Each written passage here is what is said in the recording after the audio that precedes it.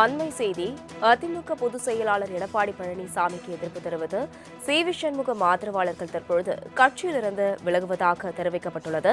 மேலும் 300க்கும் மேற்பட்டோர் சென்னை மெரினாவில் உள்ள ஜெயலலிதா நினைவிடத்திற்கு முன் திரண்டு இபிஎஸ்க்கு எதிராக தற்பொழுது முழக்கம் எழுப்பி வருவதாக அண்மை செய்தியை பார்த்து வருகிறோம்.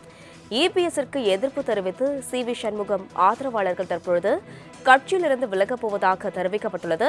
விலகல் கடிதத்துடன் எம்ஜிஆர் ஜெயலலிதா நினைவிடத்தில் அஞ்சலி செலுத்தியுள்ளனர் சி.வி. சண்முகத்தின் ஆதரவாளர்கள். தற்பொழுது அந்த காட்சியினை நாம் அண்மை செய்தியாக பார்த்து வருகிறோம். விழுப்புரத்தை சேர்ந்த சி.வி. சண்முகம் ஆதரவாளர்கள் 300க்கும் மேற்பட்டோர் எடப்பாடி பழனிசாமியிடம் விலகல் கடிதத்தை வழங்க திட்டமிட்டுள்ளதாகவும் தற்பொழுது அண்மை செய்தியை பார்த்து வருகிறோம். இந்நிலையில் சென்னை மெரினா கடற்கரையில் உள்ள எம்ஜிஆர் நினைவிடத்தில் அவர்கள் ஆர்ப்பாட்டத்தில் ஈடுபட்டு வரும் காட்சிகளை நாம் பார்த்து வருகிறோம். அதிமுக பொதுச் செயலாளர் எடப்பாடி பழனிசாமிக்கு எதிர்ப்பு தெரிவித்து சி.வி. சண்முகம் ஆதரவாளர்கள் கட்சியிலிருந்து தற்பொழுது விலக உள்ளதாக தெரிவிக்கப்பட்டுள்ளது. 300க்கும் மேற்பட்டோர் சென்னை மெரினாவில் உள்ள ஜெயலலிதா நினைவிடத்திற்கு முன்பு திரண்டு இபிஎஸ்ற்கு எதிராக முழக்கம் எழுப்பி வருகின்றனர். இதுகுறித்த கூடுதல் விவரங்களுடன் செய்தியாளர் ராஜேஷ் இணைப்பில் உள்ளார். ராஜேஷ், வணக்கம். தற்பொழுது அதிமுகவில் ஏற்கனவே உட்கட்சி பூசல் நிலவி வந்த நிலையில் தற்பொழுது இபிஎஸ்ற்கு சி.வி. சண்முகம் ஆதரவாளர்கள் எதிர்ப்பு தெரிவித்து விலகல் கடிதம் வழங்கியுள்ளதாக தெரிவிக்கப்பட்டுள்ளது. இதுகுறித்த மேலும் விவரங்களை வழங்கலாம். அஸ்வினி, வணக்கம். 2026 சட்டமன்ற தேர்தலில் அதிமுக போட்டியிட்ட இடங்களில் 47 தொகுதிகளில் அவர்கள் வெற்றி பெற்றிருந்தார்கள். குறிப்பாக பல்வேறு இடங்களில் அவர்கள் தோல்வியை தழுவியிருந்த நிலையில் தற்பொழுது பல்வேறு மாவட்டங்களை சேர்ந்த நிர்வாகிகள் தொடர்ச்சியாக எடப்பாடி பழனிசாமி மீது தங்களுடைய அதிருப்தியை வெளிப்படுத்தி வருகிறார்கள். குறிப்பாக கடந்த சில நாட்களுக்கு முன்பாக முன்னாள் அமைச்சர் சி.வி. சண்முகம், எஸ்.பி. வேலுமணி தலைமையிலான 25 சட்டமன்ற உறுப்பினர்கள் சட்டப்பேரவையில் தமிழக வெற்றி கழகத்திற்கு ஆதரவாக அவர்கள் வாக்களித்திருந்தார்கள்.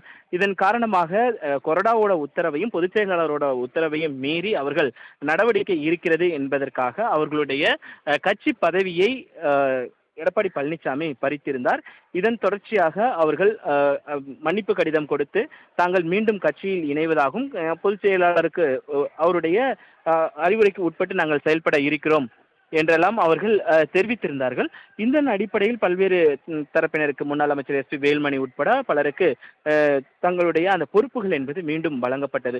ஆனால் விழுப்புரம் மாவட்டத்தை பொறுத்த வரைக்குமே சி.வி. சண்முகம், முன்னாள் அமைச்சர் சி.வி. சண்முகத்திற்கு எந்த விதமான பொறுப்பும் வழங்கப்படாமல் அவரிடம் இருந்த அந்த மாவட்ட செயலாளர் பதவி என்பது பறிக்கப்பட்டு பசுபதி என்பவருக்கு வழங்கப்பட்டிருந்தது. இதன் தொடர்ச்சியாக மாவட்ட அலுவலகத்தை கைப்பற்றுவது யார் என்பதெல்லாம் அங்கு மிகப்பெரிய அளவில் ஒரு மோதல் போக்கு என்பது ஏற்பட்டிருந்தது. கடந்த சில நாட்களுக்கு முன்பாக அங்கு நடைபெற்ற மாவட்ட செயற்குழு கூட்டத்தில் பல்வேறு அடிதடிகள்லாம் நடைபெற்றது, வாக்குவாதங்கள் நடைபெற்றது.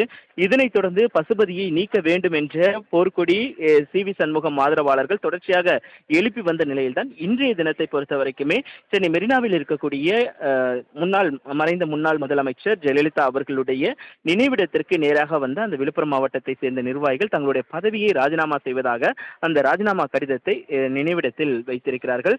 குறிப்பாக எங்களுக்கு இந்த பதவியை வழங்கியது ஜெயலலிதா அவர்கள்தான்.